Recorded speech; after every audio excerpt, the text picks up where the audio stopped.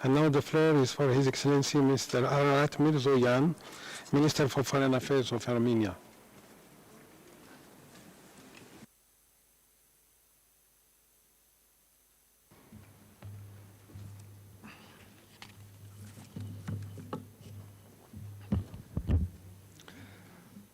Mr. President, distinguished colleagues, ladies and gentlemen, Armenia congratulates the newly elected Bureau of the Human Rights Council under the presidency of His Excellency Ambassador Omar Zniber of Morocco, and wish all the best at the helm of this august body.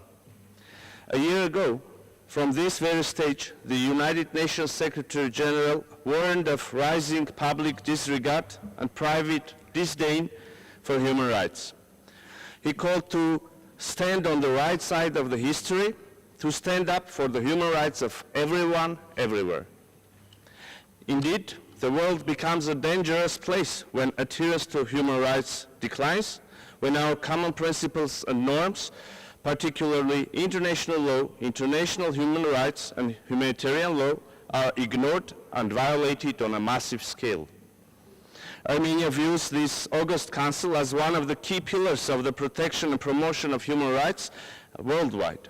It is in this vein that at this session, Armenia presents a new iteration of genocide prevention resolution.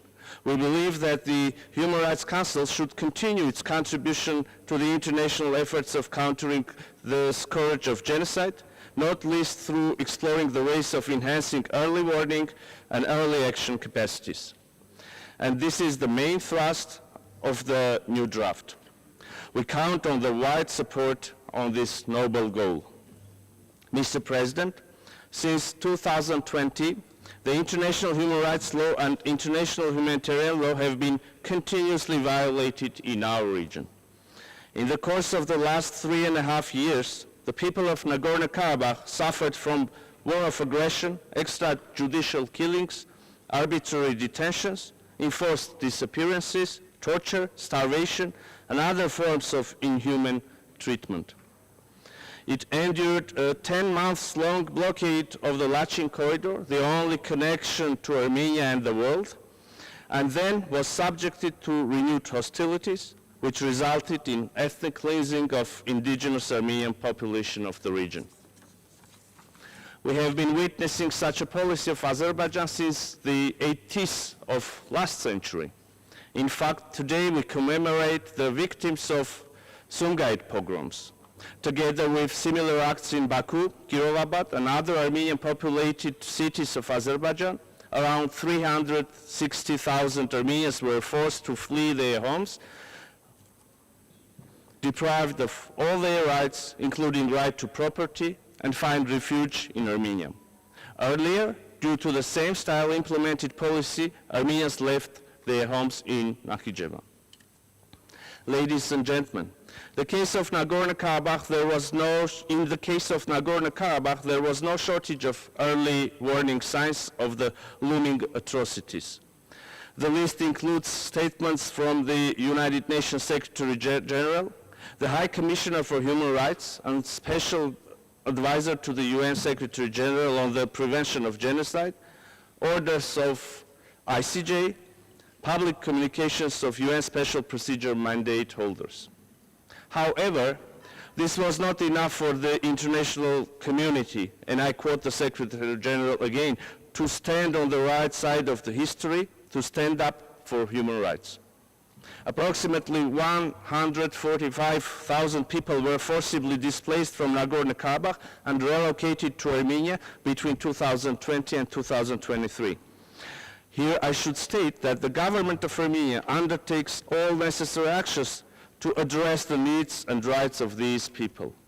Together with dealing with the short-term challenges, providing access to education, social protection, health care system, supporting their housing difficulties, we are already planning concrete actions to address mid-term and long-term needs aimed at further integration of NK Armenians.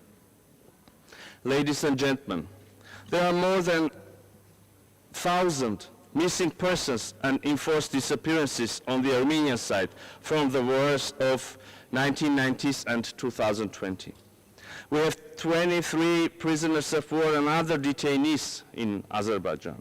We have an immense risk of destruction of Armenian cultural and religious heritage that the UN Special Rapporteur has recently warned, and I quote, may amount to cultural cleansing.